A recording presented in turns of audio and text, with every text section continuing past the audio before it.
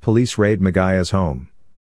Police yesterday raided Prophetic Healing and Deliverance, PHD, Ministries leader Walter Magaya's Mount Pleasant home while conducting an investigation, but later cleared him of wrongdoing. It later emerged that police were looking for one Frank Mudamu, whom they said was wanted for illegally dealing in firearms.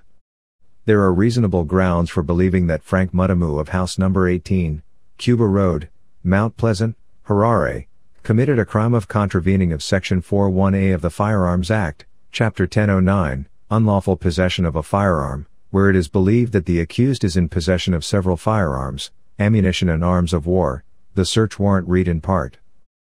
The police raided Magaya's home and left after they failed to locate Mudamu. In a statement yesterday evening, police spokesperson Assistant Commissioner Paul Nyathi said Magaya's home was one of the 3 houses raided in Harare in search of suspected arms dealers. The Zimbabwe Republic Police, ZRP, confirms that acting on credible information and ongoing investigations on suspicious criminal movements, the police obtained warrants of search and seizure leading to raids at 3 premises in Harare, yesterday, Nyathi said. As a result, one suspect, Ashraf Kara of number 66 Argyle Road, Avondale West, Harare, has been arrested for possession of unlicensed firearms and ammunition. The firearms are listed as follows: 1 Plainsman pistol, 1 Gabilandoy CIA Victoria pistol with a magazine of 4 rounds. 1 auto pistol.